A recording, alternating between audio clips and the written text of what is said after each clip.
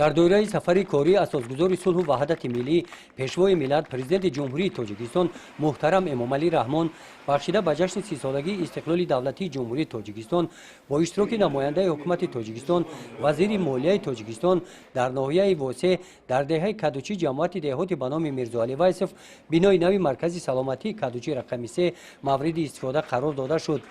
иншооти мазкур бо пешниҳоди мақомоти иҷроияи ҳокимияти давлатии ноҳияи восеъ ва ҷалби соҳибкорони маҳаллӣ сохта шуда аз ду ошёна иборат мебошад. дар маркази саломатӣ ҳуҷраи дандонпизишкӣ, ҳуҷра барои эмгузаронӣ, ҳуҷра барои доругузаронӣ, тибби оилавӣ ба роҳ монда шуда ҳамаи ҳуҷраҳо бо таҷҳизотҳои муосири тиббӣ муҷаҳҳаз гардонида шуданд.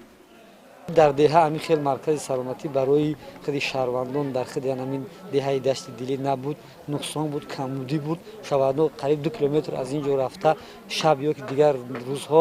барои муоҷила мерафтанд. мо ҳамин ҷо зарур шудем ки дар ин ҷо истифода ба қарор дидем як бунгоҳи тиббӣ. бо якҷоягӣ бо бародарон исмоилзода, сайҷаъфар, саймаҳмуд дар маркази худи деҳаи кадучи ҷамъияти мирзоалӣ вайсов ноҳияи восеъ дастури супоришҳои ҳукумати ҷумҳурии тоҷикистон пешвои муаззами миллатро дастгирӣ намуда як бинои нави ду ошёнаи замонавӣ барои бунгоҳи тиббӣ иборат аз 12 ҳиҷра мебошад ки дар ин ҷо мо ба истифода қарор имрӯз дода истодаем ва дар он тамоми таҷҳизотҳои нави ҳозиразамон барои худи муолиҷаи шаҳрвандон ва аз он ҷумла як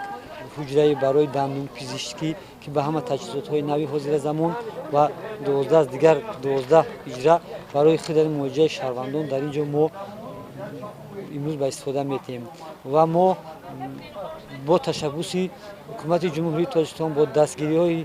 ҳукумати ҷумҳурии тоҷикистон роҳбари давлатамон пешвои муаззами миллатамон мо шаҳрвандон албатта сарфароз гаштем ва бахшида ба ҷашни 30-солагии ҳукумати ҷумҳурии тоҷикистон мо имрӯз як иқдом гирифтем ки боз дар оянда аз дастмон меомадагӣ ҳар чӣ бошад барои миллат барои давлатамон хизмат намоем. дар ин рӯзи фараҳбахш ҳам барои табибон ва ҳам сокинони ин деҳот намояндаи ҳукумати ҷумҳурии тоҷикистон вазири молияи тоҷикистон бо сокинони ин деҳот ҳамсӯҳбат шуда бахшида ба ҷашни 30-юмин солгарди истиқлоли давлатии ҷумҳурии тоҷикистон саломи гарму самимии роҳбари давлатро ба онҳо расониданд.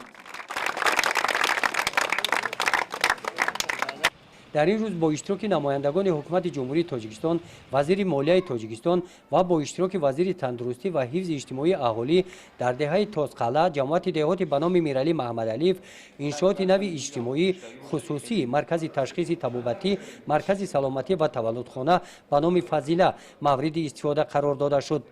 иншооти мазкур бо пешниҳоди мақомоти иҷроияи ҳокимияти давлатии ноҳияи восеъ ва дастгирии соҳибкори маҳаллӣ холбобои фарҳод сохта шудааст. дар ин марказ ҳуҷраҳои кори табибон барои расонидани хизматрасонии тиббӣ ба аҳолӣ бо таҷҳизотҳои муосири тиббӣ муҷаҳҳаз гардиданд. طبق اطلاع در این مرکز وابسته به خدمترسانی طبی 21 نفر متخصصان به کار جلب کرده می شوند. در پهلوی بینای اساسی همچنین بینای تشخیصگاه عبارت از 3 آشانه، داروخانه و آشخانه مورد استفاده قرار داده شد.